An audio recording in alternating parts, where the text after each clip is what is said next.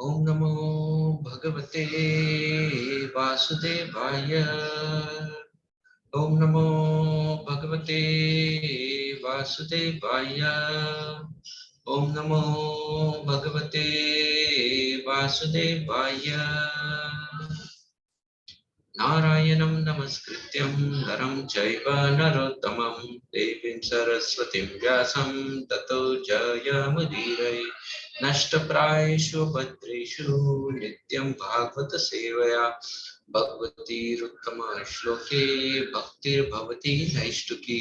कृष्णाय वासुदेवाय देवकी नंदनाय च नन्दगोपकुमाराय गोविन्दाय नमो नमः। ओम अज्ञानतिमिरान्धस्य ज्ञानाञ्जनाशलाकया चक्षुरुन्मिलितं येन तस्मै श्रीगुरुवे नमः। श्रीचैतन्यमनोभीष्टं स्थापितं येन भूतले स्वयं रूप कदा मह्यं ददाति स्वपदान्तिकम्।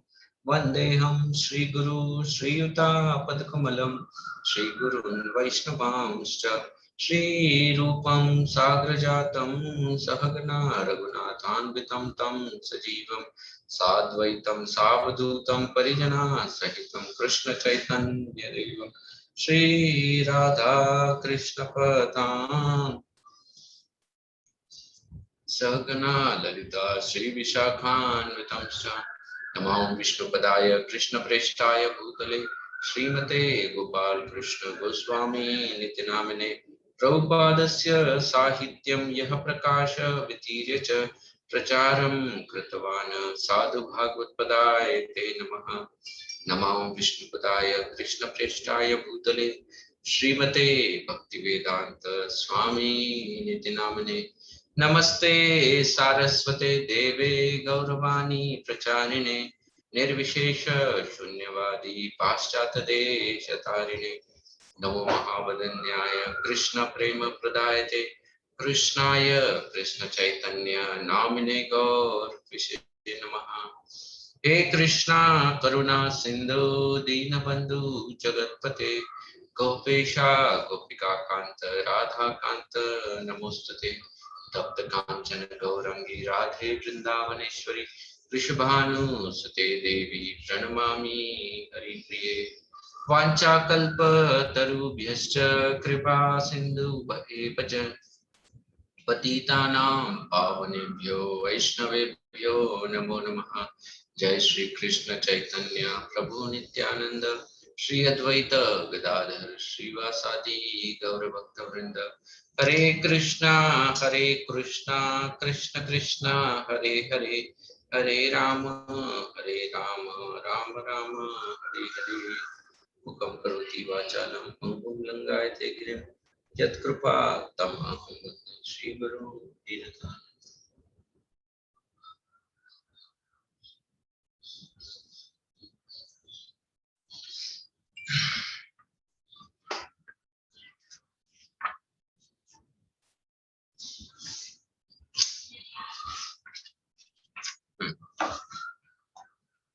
हरे कृष्णा।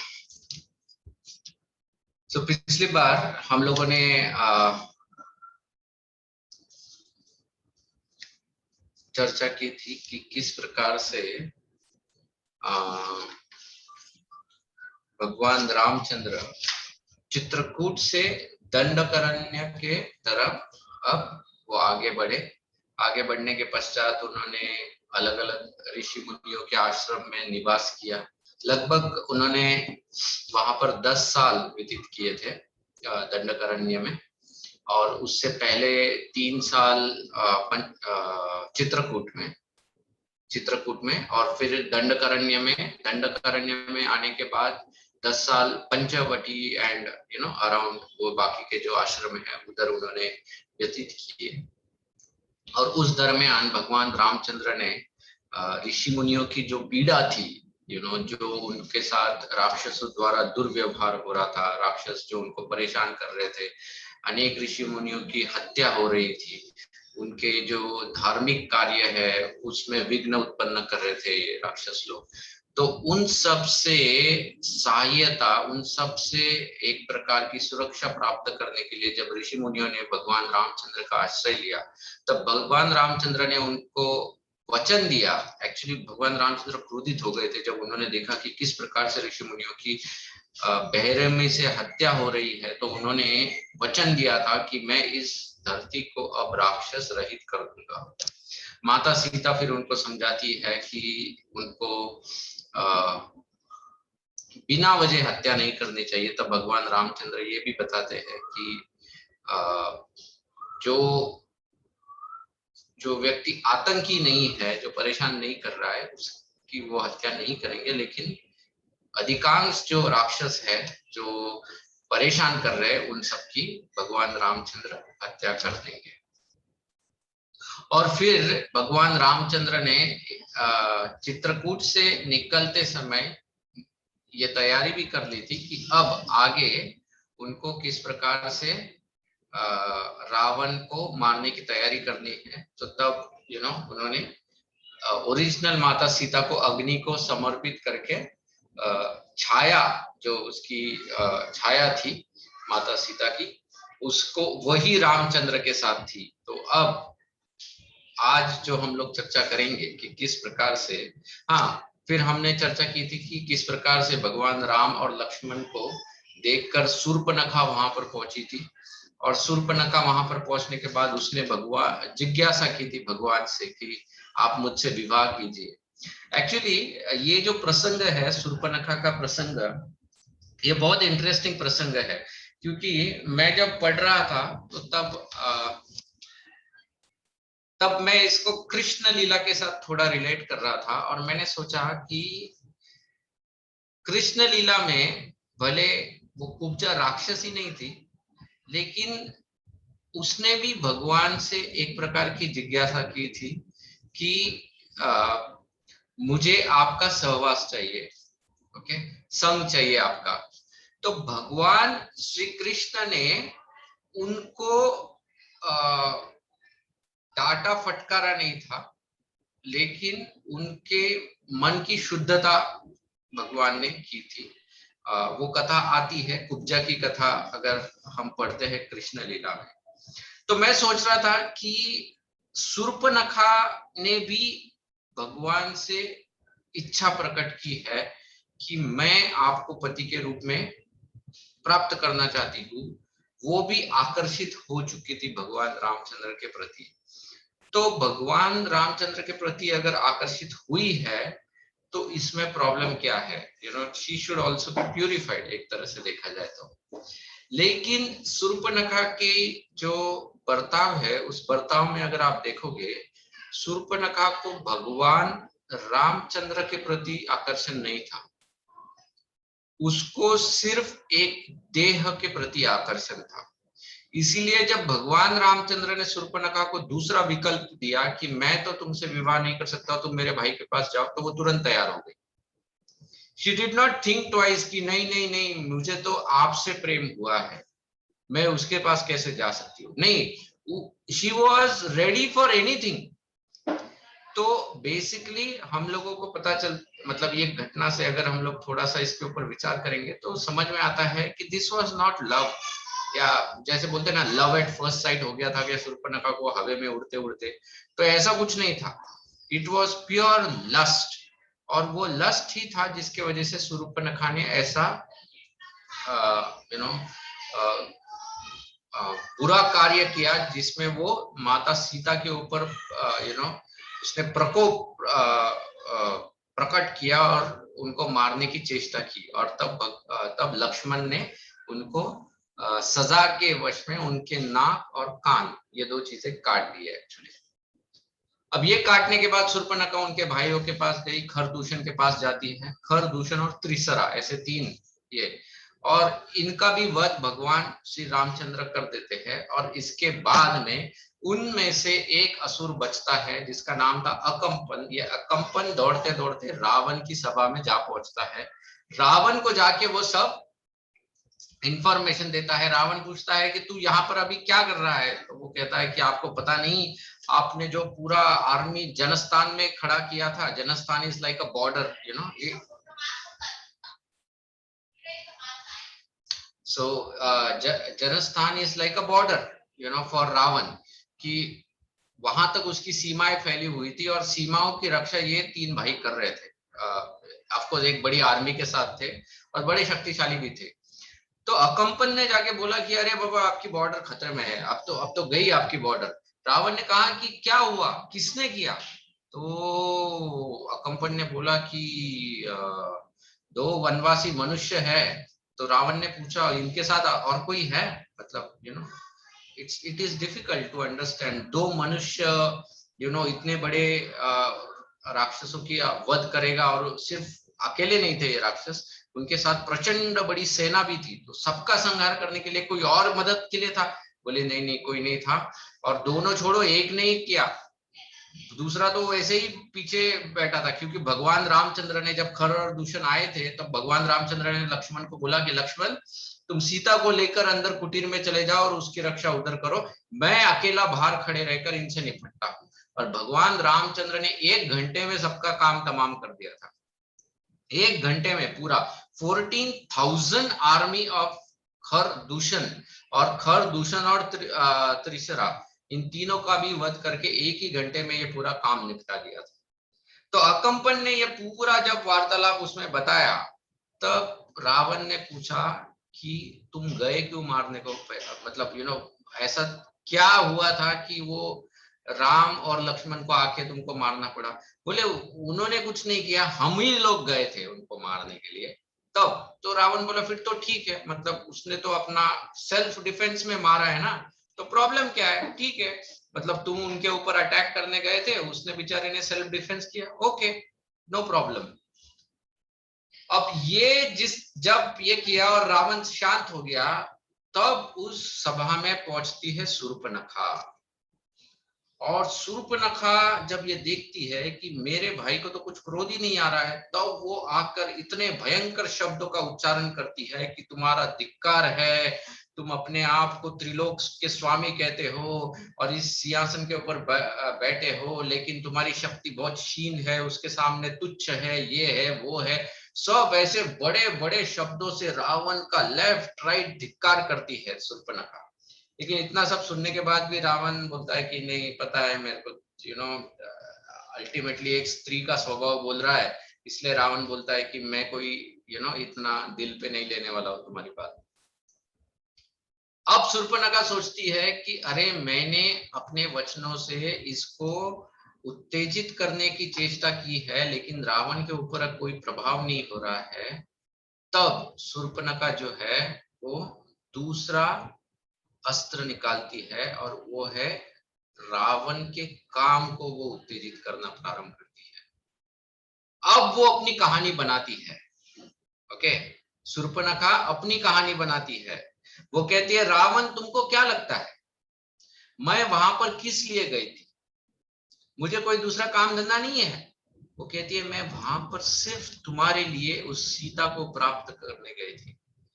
मानो रावण ने कहा होगा अरे भैया मेरे घर पे तो 13,000 रानियां पड़ी हुई है, ये और एक सीता को लाने की क्या आवश्यकता थी, और ऐसी क्या खासियत है उस सीता में जो तुम उसको लाने गई थी? तब शूर्पणखा जो है वो माता सीता का, उनकी सुंदरता का वर्णन करती है रामायण में। और ये हमने पिछले बार भी चर्चा की थी कि जितना वर्णन शूर्पणखा ने किया है और जितना सुंदर तरीके से वर्णन शूर्पणखा ने किया है माता सीता का, उतना सुंदर वर्णन और किसी ने भी पूरे रामायण में मदर सीता का नहीं किया है। क्योंकि शूर्पणखा का उसके पीछे एक बहुत बड़ा हेतु था, और वो हेतु क्या था? वो हेतु यही था कि रावण के मन में सीता के प्रति एक काम भावना उत्पन्न हो, जिसके वजह से वो राम के पास जाकर राम से शत्रुता मोड़ ले और फिर युद्ध करे। यही उसका एक भाव था, और वो काम कर गया, क्योंकि रावण जो था वो स्वभाव से कामी था। और उसी के वजह से जब उसकी दुखती नस पे जब इसने शूर्पणखा ने क्या कहते हैं वजन डाल दिया तो तुरंत रावण भी विचलित हो गया। उसने तय कर लिया कि इसको तो मुझे अपनी रानी बनाना ही बनाना है सीता को। लेकिन अब क्या करना चाहिए, क्या प्रयोजन करना चाहिए इसको रानी बनाने के लिए? देखो हाँ, ये कपटी मन देखो कैसा है। एक्चुअली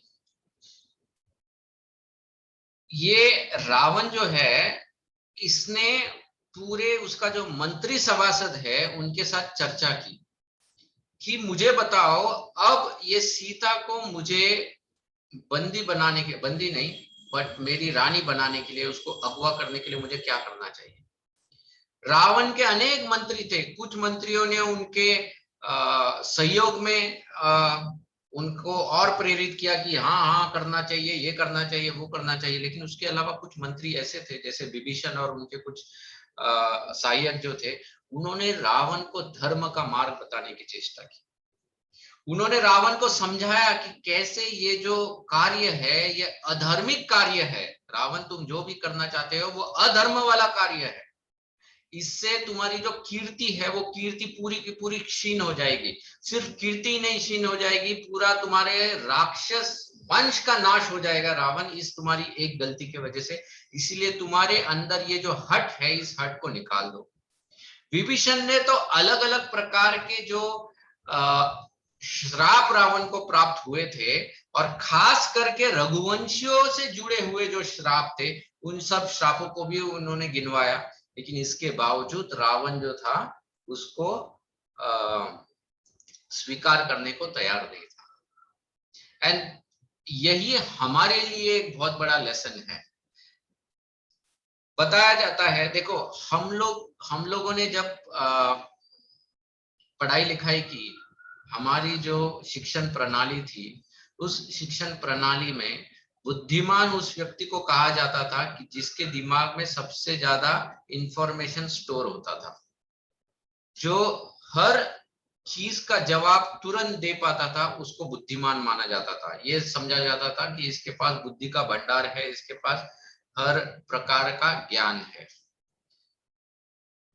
रावण जो था ये बहुत बड़ा ज्ञानी था, स्वयं बहुत बड़ा ज्ञानी था, उसको वेदों का पूरा ज्ञान था।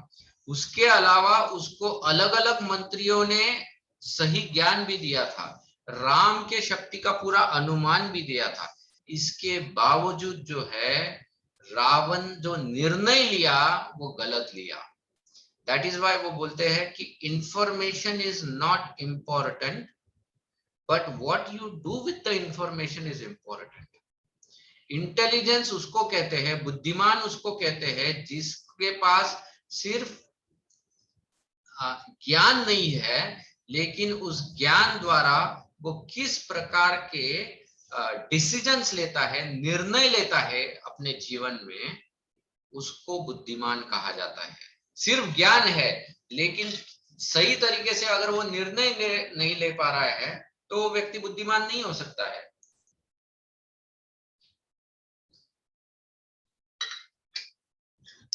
कुछ लोगों को सिर्फ हॉबी हॉबी होता है ज्ञान प्राप्त करने का, अलग अलग विषयों के बारे में ज्ञान प्राप्त करते रहते हैं, लेकिन अमल बजावनी किसी विषय का नहीं करते हैं, जीवन में किसी भी चीज से परिवर्तन नहीं लाते हैं। हमारे साथ एक इसी प्रकार से एक अनुभव था कि हम एक व्यक्ति को मिले थे जो हमारे किताब खरीदने नहीं आया था, वो सिर्फ देखने आया था। तो उसने हमारे पास जो किताबें थी वो देखी, तो नॉर्मली हम लोग बुक टेबल पे कभी भागवतम नहीं रखते हैं, भागवतम का पहला स्कंद ही रखते हैं। तो अरे बोल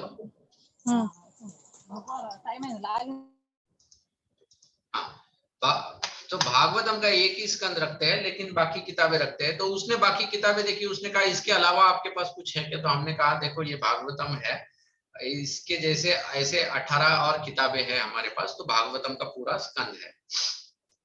तो वो बोला कि नहीं मैंने तो पूरा भागवतम पढ़ लिया है, इसके अलावा और कुछ है क्या?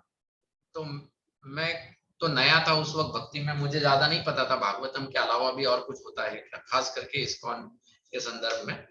तो मैंने कहा मुझे तो नहीं पता इसके अलावा। बोले आपके पास जीव संदर्भ है क्या? जीव गोस्वामी द्वारा लिखे हुए जीव संदर्भ, फिर और कुछ नहीं, और 5-6 संदर्भ होते हैं, तो उन्होंने अलग अलग नाम लिए, मैंने तो कभी सुने ही नहीं थे पहले। तो मैंने कहा मुझे नहीं पता, लेकिन ये क्या होता है वगैरह। वो उसने कहा ये तो पीएचडी वाला स्टडी है, ये है वो है। तो मैंने उसको पूछा कि आपने भागवतम पढ़ा है पूरी तरह से, अच्छी तरह से, आपने भगवत गीता पढ़ी है, आपने ये सब किया है, तो आप जपा वगैरह करते हो क्या? तो उसने कहा नहीं नहीं, ये सब मैं नहीं करता। तो ये सब फिर ज्ञान का लाभ क्या है? अगर तुम ये सब ज्ञान लेते हो और ये ज्ञान लेकर अगर तुम भक्ति ही नहीं करोगे, तो ये ज्ञान तो वेस्ट है, पूरा वेस्ट है। मतलब जैसे प्रभुपाद शास्त्र में उदाहरण देते हैं कि ये ज्ञान उसी तरह से है जिस तरह से एक मरे हुए व्यक्ति के ऊपर तुम अच्छा सूट पहनाया, मरे हुए व्यक्ति को अच्छे अलग अलग गहने उसके ऊपर लगाए हैं, लेकिन फायदा क्या है? सूट पहनाओ, गहने पहनाओ, लेकिन वो व्यक्ति मरा हुआ है। तो उसी तरह से मरे हुए व्यक्ति के ऊपर सजाने जैसा है ये ज्ञान, अगर वो व्यक्ति अपने जीवन में उसको अमल नहीं कर पाता है। ओके, तो उसी प्रकार से इसलिए हम लोगों को ये बहुत इंपॉर्टेंट है कि ये हम लोग जो शास्त्र पढ़ते हैं या सुनते हैं, इस शास्त्र द्वारा कम से कम हमको अपने जीवन के अलग अलग निर्णय लेने में सहायता होनी चाहिए या सहयोग प्राप्त होना चाहिए। अगर यह पढ़ने के बाद अगर हम हमारे जीवन के ठीक से निर्णय भी नहीं ले पा रहे हैं या उसमें भी हम लोगों को डाउट है, तो हमको समझना चाहिए कि मैं अभी तक शास्त्र ठीक से नहीं पढ़ रहा हूँ या मुझे अभी तक शास्त्र समझ में नहीं आ रहा है, क्योंकि मैं निर्णय ही नहीं ले पा रहा हूँ। So that is why we should understand कि असली बुद्धिमत्ता कहाँ है। सिर्फ इसमें नहीं है कि मुझे बहुत अच्छी तरह से श्लोक आते हैं या मुझे आप शास्त्र का कोई भी प्रसंग पूछो, मैं बहुत अच्छी तरह से उसको आपको बता सकता हूँ, लेकिन वो प्रसंग बताने के बाद या सुनने के बाद उसके द्वारा तुम क्या सीख रहे हो या उससे तुम्हारे जीवन में तुम क्या बदलाव ला रहे हो, दैट इज वेरी इंपॉर्टेंट। तो यहाँ पर रावण जो था, रावण को इतनी इंफॉर्मेशन प्राप्त हुई लेकिन फिर भी उसने गलत निर्णय ही लिया। ओके, और इसीलिए भी उसको मूर्ख कहा गया है। That is the reason is called मूर्ख। अब ये रावण सोचा कि मैं अभी क्या करूं जो सीता का हरण करूं, तो उसने एक बहुत अच्छा प्लान बनाया। प्लान एग्जीक्यूट करने के लिए वो गया जनस्थान, है ना, जनस्थान पंचवटी, जहां पर भगवान राम ने कुटीर बनाई थी, वहां पर पहुंच गया रावण। पहुंचने के बाद वो गया कैसे? तो उसके पास वो पुष्पक विमान था जो उसने कुबेर से चुराया था, उसके कजन भाई से उसने जो चुराया हुआ विमान है, वो विमान लेकर वो गया था। वो क्योंकि वो बहुत स्पेशल विमान था, उस विमान में हर प्रकार की सुविधाएं थी। वो विमान बहुत सूक्ष्म था और बहुत मन की गति से वो जाता था, तो उसमें ऐसे बहुत सी फैसिलिटीज थी, इसलिए वो विमान लेकर वो पहुंचा। लेकिन वो पहुंचा किधर? वो जाकर सीधा मारीच के पास गया। इससे पहले भी गया था लेकिन अब वापस मारीच के पास पहुंचता है, और मारीच के पास जाकर रावण मारीच को बोलता है कि देखो मारीच, ये जो राम है, इस राम ने अपराध किया है। ओके, ये जो राम है, वो कहता है ये राम स्वभाव से बहुत क्रूर है, तीखे स्वभाव वाला है, ये मूर्ख है, ये लोभी है, ये ऐसा व्यक्ति है कि इसको उसके बाप ने भी घर पे नहीं रखा था, उसके बाप ने भी उसको घर से निकाल दिया, उसको वन में भेज दिया, ऐसा ये व्यक्ति है। और ऐसे व्यक्ति की कठोर स्वभाव के लिए, जो उसने मेरे बहन के प्रति उसने ये जो स्वभाव ये किया है, उसके लिए मैं दंड देना चाहता हूँ। तो मारिच सोचा ये क्या पागल हो गया है, ये कुछ भी बके जा रहा है, यू नो, ही थॉट इसको थोड़ा सा पी भी लिया उसने आते वक्त या मदिरा पान किया है, पता नहीं। लेकिन मारिच सुन रहा था, मामा है, रावण का मामा है, तो सुन रहा था। हाँ बोल बाबा, और क्या बता रहे हो? तो इस तरह से रावण ने कहा कि देखो मेरे पास एक मास्टर प्लान है। क्या मास्टर प्लान है? मास्टर प्लान ये है कि मारीच, तुम इच्छा अनुसार कोई भी वेश धारण कर सकते हो, तो मैं चाहता हूं कि तुम एक सुंदर हिरण का वेश लो, जिसकी कांति सुवर्ण की हो, जिसके जो सिंग होते हैं वो सिंग अलग अलग प्रकार के मानिकों से बने हुए होने चाहिए, और जिसके सुवर्ण कांति के ऊपर चांदी के क्या बोलते हैं स्पॉट्स होने चाहिए। इस प्रकार से एक बहुत ही विचित्र ऐसा रूप, लेकिन बहुत सुंदर, मनोहर और किसी को भी आकर्षित करने वाला ऐसा रूप तुम धारण करो। अब मारीच ने कहा, भैया रावण तुम क्या बात करते हो, तुम भूल गए क्या मैंने पहले तुमको क्या बताया था। मारीच बोलता है रावण को कि देखो मैं तुमको फिर से समझाता हूँ। कहता है ये कुछ सालों पहले की बात है। क्यों कुछ सालों पहले की बात है? क्योंकि मारीच की सबसे पहला प्रसंग राम भगवान के साथ तब हुआ था उनके विवाह से पहले, भगवान राम के विवाह से पहले।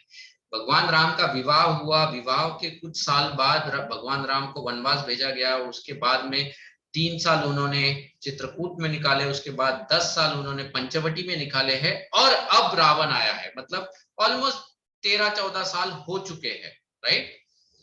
तो मारीच कहता है कि जब सबसे पहले मेरा राम के साथ पल्ला पड़ा ना, तब भगवान रामचंद्र 12 साल के थे। He was only 12 years old। और जब 12 साल के थे तब उन्होंने ऐसा तीखा बाण मेरे ऊपर चलाया था, ऐसा तीखा बाण चलाया था, मारीच कहता है कि आज भी मैं वो बात सोचता हूं तो डरता हूं। उसने रावण को कहा कि तुमको क्या लगता है ये साधु का भेष मैं ऐसे ही ले लिया, मतलब मैंने क्या वानप्रस्थ लिया है, सन्यास लिया है जो साधु का भेष लेके बैठा हो।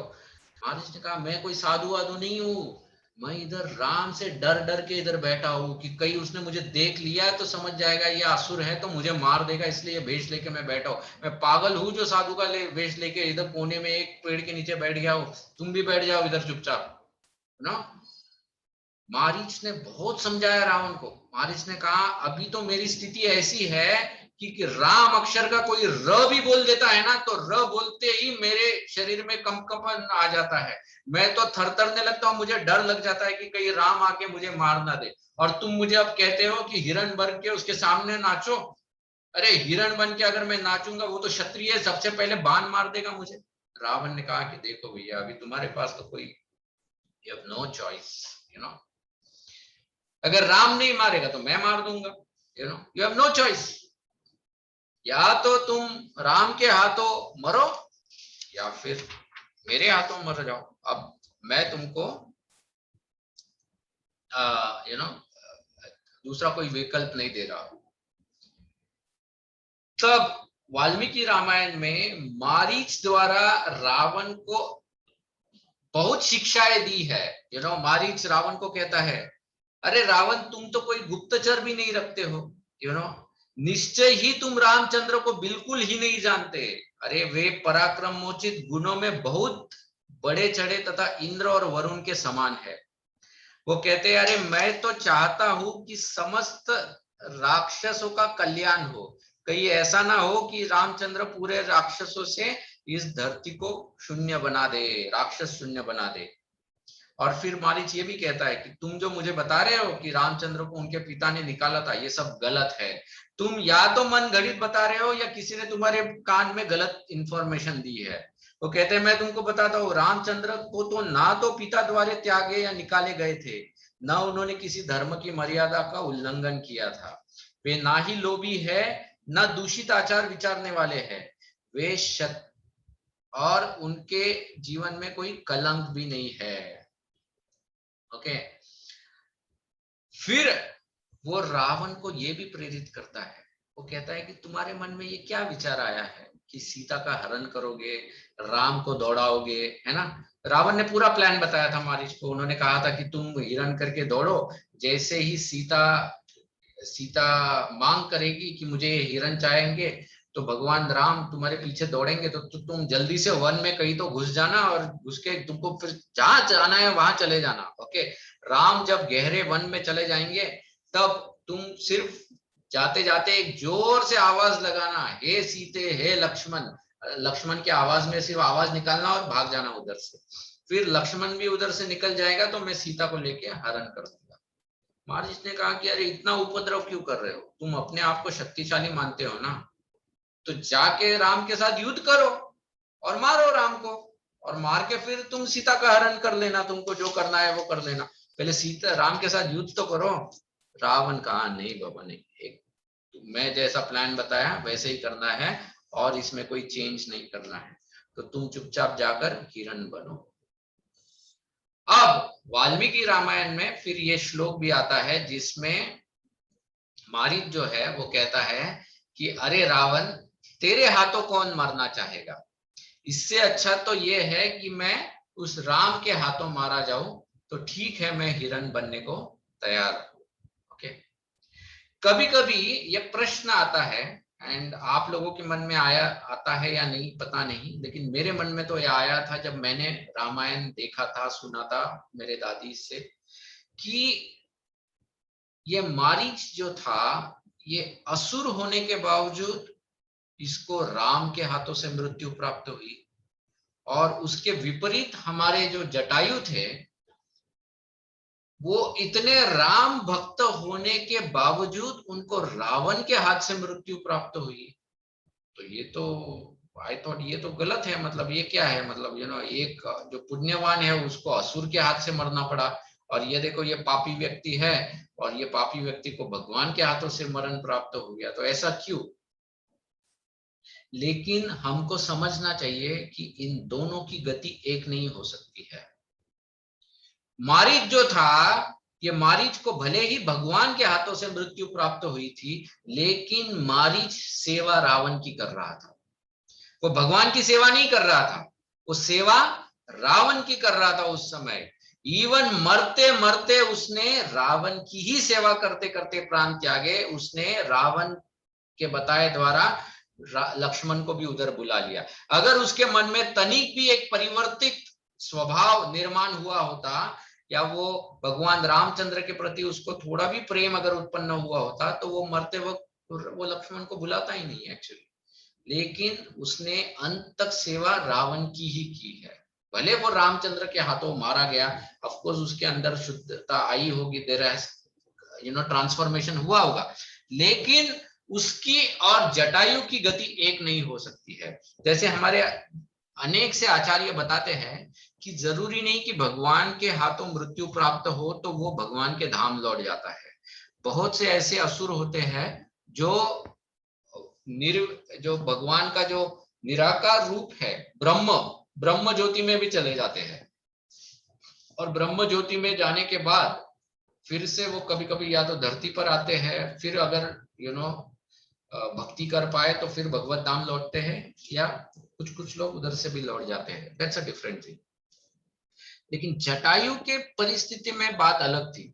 जटायु भले ही रावण के हाथों मारा गया, लेकिन वो भक्ति राम की कर रहा था, सेवा राम की कर रहा था, तो वो पूरी तरह से वो राम की सेवा में मग्न था। तो इसलिए जटायु की गति और मारीच की गति में बहुत अंतर है, they should not be mix together. ठीक है, अब ये तो ठान लिया कि मारीच ने चलो अभी रावण के ने जैसा प्लान बताया उस वैसे प्लान के हिसाब से हमको कार्य करना है, तो ले लिया मारीच ने, वो एक सुंदर ऐसा हरिण का रूप ले लिया, ऐसा रूप लिया इतना मनोहर था कि उससे आंखें नहीं मतलब दूर होती थी, इतना सुंदर रूप उसने ले लिया। अब रूप लेकर वो क्या करने लगा कि भगवान की जो कुटीर थी उस कुटीर के बाहर जहां से सीता माता की नजर उसके ऊपर पड़े, उधर वो जाकर थोड़ा उछलता था, फिर झाड़ियों में छुप जाता था, फिर आके उछलता था, फिर झाड़ियों में छुप जाता था। एक समय माता सीता की नजर उसके ऊपर पड़ गई। जैसे ही माता सीता की नजर उसके ऊपर पड़ गई तो माता सीता की नजर तो उससे हटने को ही तैयार नहीं। इतना सुंदर जीव उन्होंने इससे पहले देखा ही नहीं था, इतना सुंदर हिरण तो इससे पहले देखा ही नहीं था। तब माता सीता ने भगवान रामचंद्र से विनती की कि आप मुझे इसको लाके दीजिए। फर्स्ट टाइम माता सीता ने रिलेशन से ज्यादा रिसोर्स को इंपॉर्टेंस दिया। She got attracted to a resource. Okay, तब उन्होंने, उनके मन में ये विचार नहीं आया कि ये शायद असुर हो सकता है, भगवान रामचंद्र को इनसे हानि पहुंच सकती है, ये सब विचार नहीं आया। उनके मन में सिर्फ ये विचार आया कि मुझे ये हिरण चाहिए। ओके, और जब ये विचार आया, that was the time when Sita माता का भगवान से वियोग होने वाला था। इसीलिए आचार्यगण कहते हैं कि जब तक हम लोग भगवान की इच्छा के साथ बने रहते हैं, हम लोग भगवान के साथ रहेंगे। लेकिन जब हम लोग भगवान से विमुख कोई इच्छा प्रकट करते हैं या हमारे मन में तीव्र इच्छा उत्पन्न होती है, भगवान वो इच्छा पूरी करते हैं या करेंगे, लेकिन उसके लिए हम लोगों को भगवान को भगवान से दूर होना पड़ेगा, and that is the biggest danger actually. अब माता सीता ने जब ये जिज्ञासा की, भगवान राम ने लक्ष्मण से कहा कि भ्राता तुम एक काम करो, तुम सीता की रक्षा करो, यहाँ पर मैं जाकर उस हिरण को पकड़ के लाता हूँ। लक्ष्मण ने जब हिरण देखा, लक्ष्मण ने कहा भैया ये क्या कर रहे हो, ऐसा तो कोई हिरण होता नहीं है। देखो पूरे रामायण में लक्ष्मण जो है वो कभी अपने स्पिरिचुअल फॉर्म से बाहर आए ही नहीं। ही वॉज ऑलवेज वो ही न्यू कि बाबा एवरीथिंग एकदम ऐसा, वो कभी ऐसा मनुष्य भाव में आते ही नहीं है। भगवान राम जो है वो इन आउट करते रहते हैं, कभी मनुष्य भाव में चले जाते हैं तो कभी भगवान के भाव में आते हैं, जो अभी भी हम लोग चर्चा करेंगे। बट भगवान राम इस तरह से अप डाउन करते रहते हैं। लक्ष्मण ने कहा कि ये क्या, ऐसा कोई हिरण होता नहीं है, मैं जानता हूं। और वाल्मीकि रामायण में तो ये भी बताया कि लक्ष्मण कहते हैं मैं जानता हूं ये मारीच ही है और कोई है नहीं, क्योंकि वो जानते थे ये मारीच जो है उसके अंदर वो योग्यता है कि वो अपना शरीर बदल सकता है। लक्ष्मण कहता है कि मैंने सुना था ये मारीच इस जंगल में कहीं तो छुपा हुआ है, और आज आपसे बदला लेने के लिए जरूर ये हिरण के रूप में आया है। भैया मैं, आप उसके पीछे मत जाना, ये जानबूझकर आपको लोभी ये कर रहा है। भगवान राम ने कहा कि अगर मारीच है तो क्या हुआ, अगर है तो मैं उसका संहार कर लूंगा, अगर नहीं है तो मैं सीता के लिए वो हिरण लेके आ जाऊंगा। भगवान राम इस तरह से वन में चले जाते हैं। रावण अपना कायर के भांति एक कोने में खड़ा है, वहां से पेड़ों के बीच में से देख रहा है कि बाबा चलो ये जा रहे या नहीं जा रहे। तो पहले देखा कि चलो राम तो यहाँ से निकल गया है। Okay good. अब नेक्स्ट क्या, अब नेक्स्ट भगवान राम जाने के बाद, ये मारीच कुछ जगह पे पहुंचने के बाद, जैसे ही भगवान रामचंद्र एक बाण चलाते हैं और मारीच को वो लग जाता है, तो मारीच जोर से आवाज निकालता है, राम की आवाज निकालता है, और उस आवाज में जोर से वो पुकारता है, हे लक्ष्मण हे सीते, हे लक्ष्मण हे सीते। इस प्रकार से जोर से ललकार लगाता है। ये ललकार सुनते ही माता सीता के मन में डर बैठ जाता है। माता सीता तुरंत दौड़ते दौड़ते लक्ष्मण के पास जाती है कि जाओ जाओ, तुम्हारा भ्राता शायद किसी विपदा में है, जाओ तुम राम की सहायता के लिए तुरंत वन में चले जाओ। लक्ष्मण कहते हैं अरे क्या बात करते हो माते, ये रामचंद्र कोई साधारण व्यक्ति थोड़ी है, ये पूरे देवता असुर पूरा जन समुदाय अगर एक साथ एक जगह पे खड़ा होकर इनके साथ युद्ध करने के लिए खड़ा हो जाए तो भी इनका बाल बांका नहीं कर सकते हैं। ऐसे भगवान प्रभु रामचंद्र है, इनके सामने कोई टिक नहीं सकता है। तुम एक मारीच की क्या बात करते हो या एक साधारण असुर की क्या बात करते हो, और कुछ दिनों पहले आपके सामने ही इतने असुरों को मार दिया ना, फिर भी आपको एक असुर से क्यों डर लग रहा है। माता सीता कहते हैं कि मैं कुछ नहीं जानती हूँ, तुमको राम की सहायता के लिए जाना चाहिए, मैं जानती हूँ जरूर वो कोई विपदा में फंसे हुए, तुम जाओ उनकी सहायता के लिए। लक्ष्मण अनेक प्रकार से माता सीता को समझाने की चेष्टा करते हैं। अंत में माता सीता इतने वियोग और दुख में जाती है कि माता सीता लक्ष्मण के प्रति प्रकोप या क्रोध प्रकट करती है, और वो लक्ष्मण को कटु शब्द बोल बैठती है। माता सीता लक्ष्मण को बहुत कटु शब्दों का उच्चारण करती है। वो कहती है कि शायद तुम्हारी ये इच्छा है या कामना है कि तुम मुझे भोगना चाहते हो, और तुम इसी इंतजार में खड़े हो कि कब प्रभु राम का वध हो जाए ताकि तुम मेरे साथ भोग विलास कर सको, इसलिए तुम यहाँ पर वन में अकेले आए हो। मैं अब ये समझ चुकी हो, तुम्हारा जो कुटिल व्यवहार है वो सब मेरे ध्यान में अब आया है, इसीलिए तुम यहाँ पर आए हो। इस तरह से माता उच्चारण करते रोते रोते बैठती है। ये वचन जो है ये लक्ष्मण सहन नहीं कर पाता है, और तब लक्ष्मण माता सीता को वहां पर अकेले छोड़कर वन में प्रस्थान करते हैं। लक्ष्मण द्वारा लक्ष्मण रेखा खींचने का जो उल्लेख है वो वाल्मीकि रामायण में नहीं है, लेकिन वो उल्लेख रामचरितमानस में आता है। ओके, कि and I mean it is not that it is incorrect, ये you know it is possible, मतलब अगर लक्ष्मण वहां से अगर जा रहे हैं तो जरूर माता सीता की सुरक्षा के लिए वो कोई ना कोई व्यवस्था करके ही निकलेंगे, ऐसे ही थोड़ी ना निकलने वाले हैं लक्ष्मण। लेकिन ये जो माता सीता और लक्ष्मण इन दोनों के बीच में जो संवाद है, इस संवाद के बारे में भी बहुत सुंदर टिप्पणियां आचार्यगण देते हैं। माता सीता व्याकुल हो रही थी, उनका मन बैठा जा रहा था, वो चाहती थी कि लक्ष्मण वन में भगवान की सहायता के लिए जाए। लक्ष्मण जो था, लक्ष्मण कह रहे थे कि नहीं, राम ने मुझे बोला है कि आपकी सहायता के लिए मुझे इधर खड़े होना है, मैं नहीं जाऊंगा। दोनों में वाद हो रहा है, बोथ आर फाइटिंग। एक तरह से देखा जाए तो दोनों में एक वाद विवाद हो रहा है वहां पर, लेकिन दोनों का जो वाद है वो किस लिए है? भगवान की सेवा के लिए।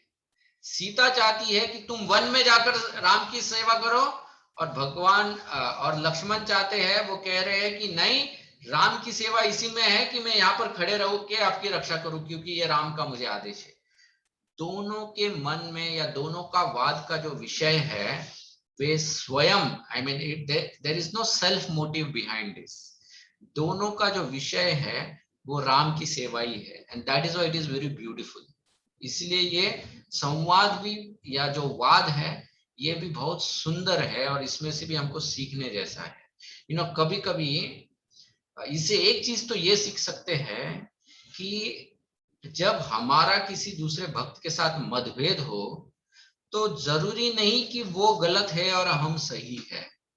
ओके, दोनों भी सही हो सकते हैं, क्योंकि दोनों ही भक्त अपने अपने तरीके से वो भगवान की या गुरु की सेवा करने चाह रहे हैं।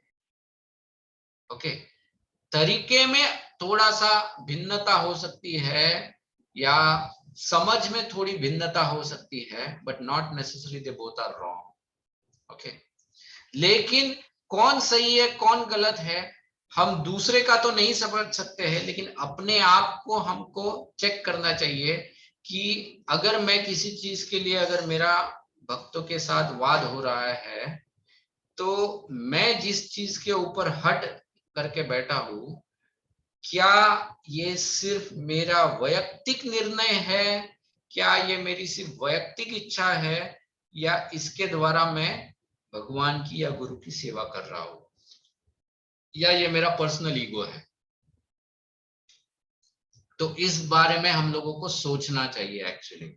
ओके, तो ये जो छोटे छोटे प्रसंग है, इन प्रसंगों द्वारा ये सब चीजें हम लोग सीख सकते हैं कि यहाँ पर इस प्रसंग में भी वाद विवाद हो रहा है, लेकिन दोनों पक्ष जो है वो राम की प्रसन्नता के लिए ही सोच रहे हैं। दोनों का हेतु यही है, भले मतों में भिन्नता है, but purpose is the same, to please Lord Ramchandra. Lakshman वहां से निकल जाते हैं, और फिर ये जो हमारे रावण भैया है बाहर खड़े हैं रथ के उधर लुकते छुपाते हुए, फिर वहां से अब वो सोचते हैं कि अब ये समय आ गया है कि मुझे सीता का हरण करना है। अब सीता का हरण करने के लिए इसको और कोई वेश मिला नहीं, उसने एक साधु का वेश ले लिया, क्योंकि वो जानता था कि अब सीता जो है वो अकेली बाहर थोड़ी ना बरंडे में बैठने वाली है, वो तो जाके कुटीर में अंदर बैठेगी। उसको बाहर बुलाने का एक ही तरीका है, अगर मैं साधु बन के जाऊंगा तो, और किसी भी रूप में अगर मैं जाऊंगा तो she will never come out. अगर साधु बन के जाऊंगा तो वो भिक्षा देने के लिए बाहर आएगी, तभी मैं उसका हरण कर सकता हूँ। ओके, अंदर क्यों नहीं घुस पाया कुटीर के अंदर? क्योंकि लक्ष्मण ने वो रेखा डाली थी, उस रेखा को रावण नहीं लांग सकता था, सीता माता लांग सकती थी। लक्ष्मण ने वो कंडीशन डाली थी कि माते आपको आग नहीं छुएगी, लेकिन कोई और अंदर नहीं आ सकता है। ओके, सो सिक्योरिटी कोड माता के पास था, बट रावण के पास नहीं था, तो रावण नहीं अंदर जा सकता था।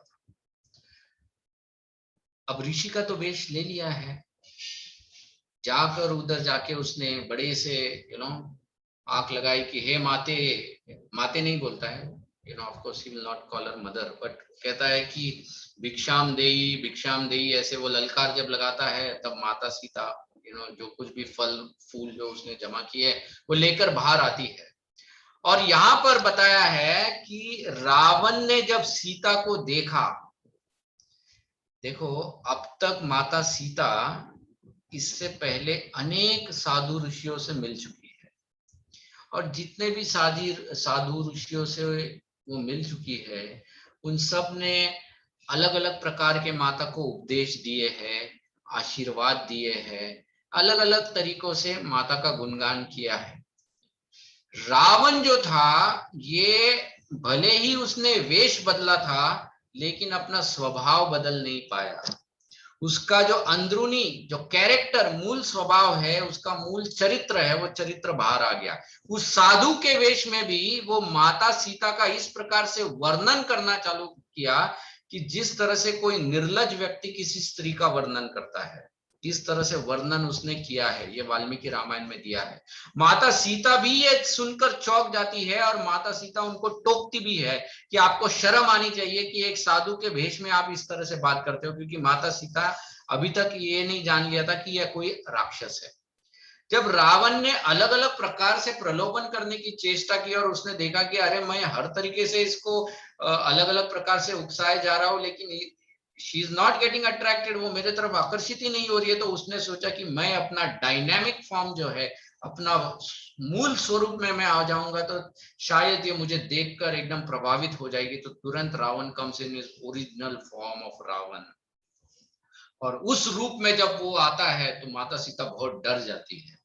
लेकिन रावण जो है वो सीता को छल से खींच के, मतलब जैसे माता सीता वो लक्ष्मण रेखा को लांग लेते हैं, उसको बल से उसको अपने रथ के ऊपर, वो जो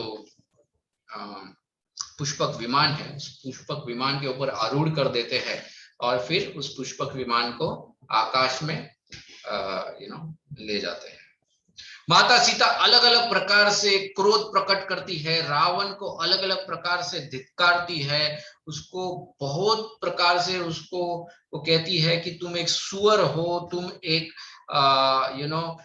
एक कुत्ते जैसे हो, जो हवन में चढ़ने वाला जो भोग है वो दूर से ही एक कुत्ता कैसा छुप के आके उसको लेके भाग जाता है। या वो कहती है कि तुम ऐसे हो जैसे कोई गधा होता है, उस गधे को जब यज्ञ द्वारा जो फल प्राप्त हो जाता है, यज्ञ का फल, वो फल को अगर कोई गधा चखेगा, वो फल उनके लिए नहीं होता है, वो साधुओं के लिए होता है या जो सिद्ध पुरुषों के लिए होता है। लेकिन जब गधा चखता है तो माता सीता कहती है कि तुम उसी प्रकार से, मैं वो यज्ञ का फल हूं तो तुम एक गधे के जैसे मुझे लेके जा रहे हो। सो ऐसे अलग अलग प्रकार से वो बहुत धिक्कारती है।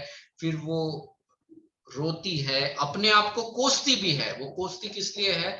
वो इस बात के लिए अपने आप को कोसती है कि मैंने देखो अज्ञानतावश लक्ष्मण को क्या क्या बुरा भला कहा। एक्चुअली वो मेरी सुरक्षा के लिए वहां पर खड़ा था, लेकिन मैंने गलती की है उसको ये सब कहकर, और उस गलती की वजह से ही शायद अब मुझे ये सब भुगतना पड़ रहा है। इस प्रकार से वो अपने आप को कोस भी रही थी। तो ऑल टाइप्स ऑफ इमोशंस वो एक्सप्रेस कर रही थी। क्रोध भी आ रहा था, डिप्रेशन में भी जा रही थी, रो भी रही थी, हर प्रकार से वो इमोशंस व्यक्त कर रही थी। और ये सब आवाजें सुनकर उस कुटीर के नजदीक जटायु जो था, वो जटायु सो रहा था। उसने जब आवाजें सुनी तब तुरंत जटायु जाग कर उसने रावण को रोक लिया,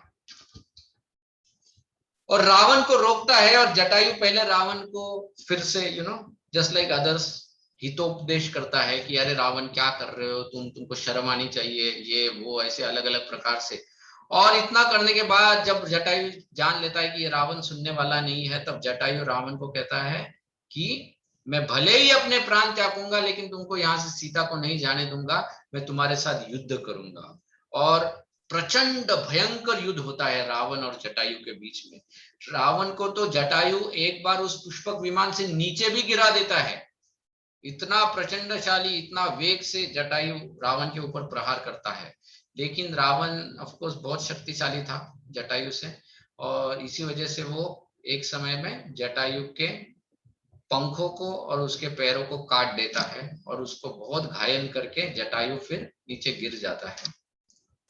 गिरने के पश्चात रावण फिर आगे बढ़ता है, और जैसे वो आगे बढ़ते हैं तो जब किष्किंधा से वो जा रहे हैं, ओके, ऋषिमुख पर्वत, उस वक्त माता सीता कुछ वानरों को देखती है। 5 वानर बताए हैं वहां पर, 5 वानरों को वो देखती है। तो उसी समय माता सीता उनका जो एक शॉल होती है, उस शॉल में अपने कुछ जो भी गहने होते हैं उन गहनों को बांधकर ऊपर से फेंक देती है। ये रावण को उस वक्त पता नहीं चलता है कि माता सीता ने कुछ क्लू नीचे फेंक दिया है, ओके, क्योंकि रावण भी डर रहा है विमान में। वो सोच रहा है कि जटायु तक ठीक है, राम अगर गलती से आ गया तो मेरा पता नहीं क्या हो जाएगा। रावण को डर भी था राम से, actually he was very scared of Ram. तो इसलिए वो डर के मारे वो भाग रहा है। तो वो उसी डर में है कि कैसे मैं यहां से जल्दी जल्दी निकल जाऊं। उस डर में वो ये भूल गया कि माता सीता ने कुछ क्लू भी नीचे पास कर दिया है इन वानरों के बीच में। और तब माता सीता वो जो नीचे डाल देती है तो वानरों को ये गहने और ये कपड़ा मिल जाता है। वो देखते हैं कि कोई स्त्री है जिसका हरण हो रहा है, वो चिल्ला रही है, लेकिन उनको पता नहीं ये स्त्री कौन है और ये व्यक्ति उसको कहाँ ले जा रहा है, ये सब उनको समझ में नहीं आ रहा है। लेकिन उन्हें वो ये प्रसंग देखते हैं। यहां पर पंचवटी में जब लक्ष्मण वन में चले जाते हैं और उनकी राम के साथ भेंट हो जाती है, तो राम लक्ष्मण तो देखकर बहुत आश्चर्यचकित हो जाते हैं। वो लक्ष्मण को कहते हैं कि लक्ष्मण, मैंने तो तुमको कहा था कि तुम सीता की रक्षा करना, तुम यहाँ पर वन में क्या कर रहे हो? लक्ष्मण कहते हैं कि भैया मैं वही कर रहा था। तो फिर वन में आए कैसे? तुमने सीता को अकेला छोड़ा कैसे? तो लक्ष्मण कहते हैं कि मुझे सीता ने बोला था, लेकिन भगवान राम कहते हैं लेकिन मेरा ये तुमको आदेश था, तुमने मेरे आदेश का उल्लंघन कैसे किया? लक्ष्मण कहते हैं मैं क्या करूं, माता ऐसे ऐसे मुझे बोलना चालू किया था। तो ये फिर भी भगवान रामचंद्र उनको फटकारते। देखो, becoming a devotee is not a very easy thing actually, you know। Lakshman की सोचो, दोनों ओर से उनको ये मिल रही है, बट दैट इज, यही परीक्षा होती है भक्त की, यू नो। भगवान भक्त की परीक्षा लेते हैं कि मेरा भक्त जो है कितना सहनशील है, यू नो। लक्ष्मण बोल सकता था ये लो तुम्हारा धनुष, ये लो तुम्हारा कुंवर, तुमको बोला था मेरे पिताजी ने वन में रहना है, तुम वन में रहो, पत्नी तुम्हारी गई है, अब जाओ और तुम ढूंढो, मैं जा रहा हूँ वापस, you know. I mean of course Lakshman would never say that, लेकिन हमारा जैसा कोई होता तो हम लोग बोल देते, है ना। होता है ना कभी कभी हमारे इसमें थोड़ा भी यहाँ वहां हो जाता है तो हम तुरंत बोल देते कि भैया अभी मेरे को ये भक्ति वक्ति नहीं करना है, मैं तो अपना अपना माला लेके कोने में बैठूंगा, मुझे ये सब में आप मेरे को मत इन्वॉल्व किया करो तुम लोग, बस हो गया, now I am out of all this. तुरंत हम लोग क्या करते हैं, पैर निकालने की बात करते हैं, क्योंकि हम लोग वो सहनशीलता डेवलप ही नहीं कर रहे हैं, या वो सहनशीलता को हम लोग अपने जीवन में विकसित करने का प्रयत्न भी नहीं कर रहे हैं। ऐसे प्रसंग जब हमारे जीवन में आते हैं तो हमको भी इस तरह से इनको देखना चाहिए कि ये प्रसंग मेरे अंदर सहनशीलता उत्पन्न करने के लिए हो रहा है। ऐसे प्रसंगों को, ठीक है, we should not welcome them, मतलब प्रार्थना नहीं करनी चाहिए कि आए करके, लेकिन अगर आते हैं तो उनको जीवन में स्वीकारो, ये नहीं कि उनसे भागो या सब कुछ लेकर भाग जाओ, यू नो। कभी कभी ऐसा होता है कि भक्तों में कभी कभी कोई यू नो मिसअंडरस्टैंडिंग हो जाता है।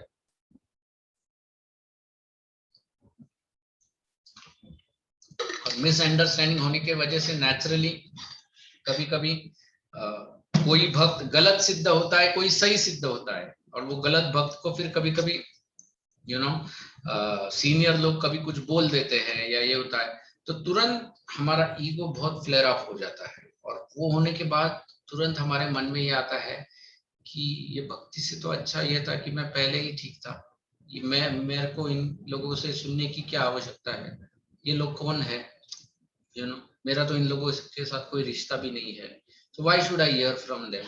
ऐसा विचार आता है, फिर विचार आता है कि ठीक है, कि मैं अपना अपना, मुझे पता है प्रोसेस क्या है, मुझे पता है जब क्या है, मैं अपना अपना करूंगा, मैं अभी इन लोगों से थोड़ा दूर ही रहूंगा। ये विचार हमारे मन में आ जाता है, लेकिन ये गलत विचार है, क्योंकि ऐसा विचार आने से हम लोगों के अंदर सहनशीलता कभी उत्पन्न ही नहीं होगी, डेवलप ही नहीं होगी। ये सहनशीलता तब उत्पन्न होती है जब हम लोग ऐसे प्रसंगों को सहन करते हुए अपनी जो ड्यूटी है, अपनी जो सेवा है, उसको बनाए रखते हैं। लक्ष्मण जो है, सब कुछ सुनने के बाद, माता सीता द्वारा तो सुन ही लिया था, अब भगवान रामचंद्र की डांट भी सुन रहे हैं, लेकिन इसके बावजूद वो भगवान राम की सेवा कर ही रहे हैं। Is not giving up on the सेवा ऑफ भगवान राम। भगवान राम की सेवा का त्याग नहीं कर रहे हैं लक्ष्मण। और ये सीखने वाली बात है हम लोगों को एक्चुअली, कि किस प्रकार से हम लोगों को भी सहनशीलता को अपने जीवन में डेवलप करना चाहिए।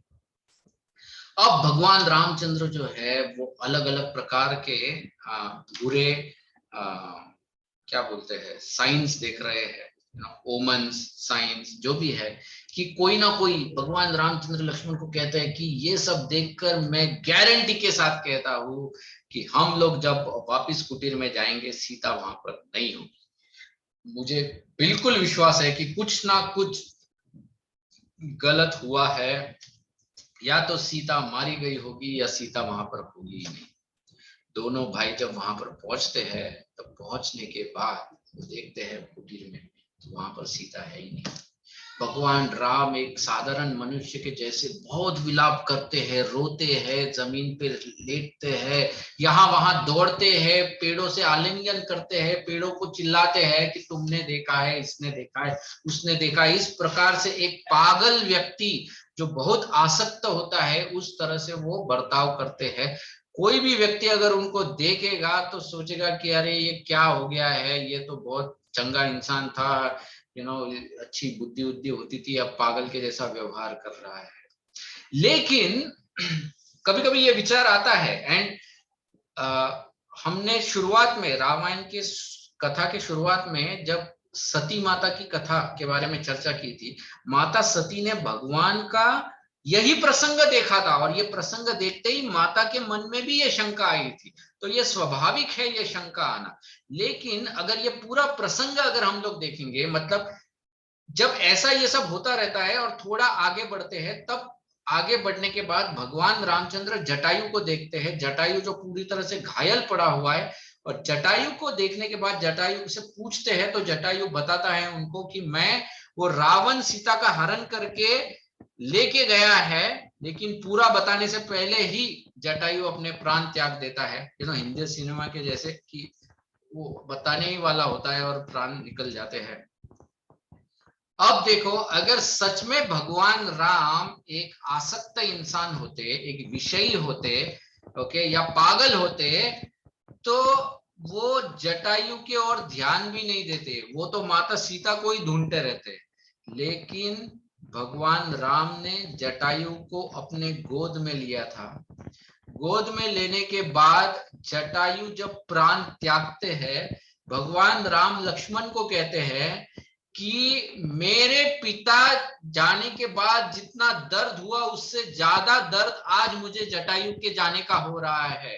और उसके बाद जटायु की जो अंतिम संस्कार है, वो पूरा भगवान रामचंद्र अपने हाथों द्वारा करते हैं।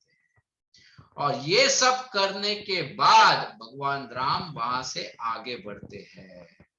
कैन यू इमेजिन, अगर कोई व्यक्ति आसक्त है, will he do all this things in between? वो ऐसा ये सब करेगा क्या बीच में? सिर्फ इतना ही नहीं, इसके अलावा भगवान रामचंद्र जब आगे बढ़ते हैं, तो आगे जाने के बाद एक कबंध नाम का राक्षस जो होता है, वो उनके ऊपर अटैक करता है। ये जो कबंध राक्षस था, ये कबंध राक्षस एक बहुत विशाल राक्षस था, जिसको इंद्र ने अपने वज्र से इतने जोर से मार दिया होता है कि उसका सर और बॉडी पूरा एक बॉल बन जाता है। तो सिर्फ उसके हाथ रहते हैं, मतलब एक गोला और गोले के दो हाथ, और उन हाथों द्वारा ये खाता रहता है। उसकी आंख भी एक ही होती है फिर। तो उसका वध करने का एक ही तरीका होता है कि भगवान उसको एक गड्ढे में गाड़ दे। तो भगवान रामचंद्र को जब वो असुर अटैक करता है तब भगवान राम उसका वध करके उसका भी उद्धार करते हैं। लेकिन उद्धार करने के बाद वो जब बाहर आता है तो वो भगवान रामचंद्र को बताता है कि अभी आपको आगे, वो कहता है कि देखो मैं इतना जानता हूं कि रावण ने तुम्हारी सीता को हरण किया है, लेकिन वो कहाँ रहता है उधर तक मेरी दृष्टि नहीं जाती है। ओके, अब वो व्यक्ति कोई साधारण व्यक्ति नहीं था, वो गंधर्व था। अब गंधर्व जो होते हैं वो धरती के काफी ऊपर होते हैं, तो अगर सैटेलाइट जो है वो सैटेलाइट सब कुछ धरती का देख सकता है तो ये गंधर्व क्यों नहीं देख रहा था, यू नो। तो रावण का जो सिस्टम होगा नेचुरली वो इतना अमेजिंग सिस्टम होगा कि शायद उसकी नगरी साधारण तरीके से नजर ही नहीं आ रही होगी, यू नो। अगर आजकल के आधुनिक विज्ञान अपने देश के लिए अलग अलग प्रकार के सिक्योरिटीज बना सकते हैं, तो हम लोग विचार कर सकते हैं कि रावण की सिक्योरिटी क्या होगी। उसको तो देवताओं का सहयोग था, राइट। तो ये जो गंधर्व है वो गंधर्व भी बताता है भगवान को कि मेरी नजर उधर तक नहीं पहुंचती। तो भगवान कहते हैं तो फिर मैं जाऊं कहाँ और कैसे ढूंढूं। तो तब वो कहता है कि आपका next clue, you know, treasure Hunt वाला नेक्स्ट क्लू क्या है कि आप यहाँ से आगे बढ़िए इस दिशा की ओर, और उस दिशा में आपको मतंग ऋषि का आश्रम मिलेगा। उस मतंग ऋषि के आश्रम में आपकी एक भक्त है जिसका नाम शबरी है, और वो शबरी आपको आगे का मार्ग बताएगी। भगवान रामचंद्र वहां से शबरी के आश्रम में पहुंचते हैं। शबरी की कथा भी बहुत रोचक कथा है, यू नो, उस कथा में भी बहुत सीखने जैसा है। तो ये जो अभी शबरी की कथा है, शबरी की कथा के बाद भगवान का ऋषिमुख पर्वत पहुंचना और उसके आगे का जो प्रवास है, इसके ऊपर हम लोग फिर अगले समय में चर्चा करेंगे। यहीं पर आज विराम देंगे। सो ये जो सेक्शन है ये अरण्य कांड का सेक्शन है। इसमें सीखने जैसी बहुत सी चीजें थी। जैसे सबसे पहले रावण के द्वारा हम लोग सीख सकते हैं कि बुद्धिमत्ता सिर्फ ज्ञान अर्जित करने में नहीं होती है, लेकिन उस ज्ञान द्वारा हम लोग किस प्रकार के निर्णय जीवन में ले जिससे हम लोगों की एक पॉजिटिव आउटपुट मिले, उसमें होता है। दैट इज ट्रू बुद्धिमत्ता। उसके अलावा हम लोगों ने चर्चा की थी कि किस प्रकार से यू नो सहनशीलता, हम लोगों ने लक्ष्मण के उदाहरण से सहनशीलता के बारे में चर्चा की थी। फिर दो भक्तों में अगर कभी वाद विवाद होता है तो हम लोगों को देखना चाहिए कि हम जिस बात के लिए लड़ रहे हैं क्या हमारा पर्सपेक्टिव अपना पर्सनल ईगो है या भगवान की सेवा है। और जरूरी नहीं अगर कोई व्यक्ति का हमारे साथ मतभेद है इसका अर्थ ये नहीं कि वो सेवा नहीं कर रहा है। उसके सेवा करने का तरीका अलग हो सकता है और वो जरूरी नहीं कि वो गलत हो। तो ये भी हमको समझना चाहिए। तो we should also see others perspective. Okay, तो ये भी सीखने जैसा था। तो या ऐसे कुछ पॉइंट्स हैं जो जिसके द्वारा हम लोग बहुत कुछ सीख सकते हैं। किसी को कोई कमेंट्स है, जिज्ञासा है, प्रश्न है जो भी हमने चर्चा की उसके ऊपर?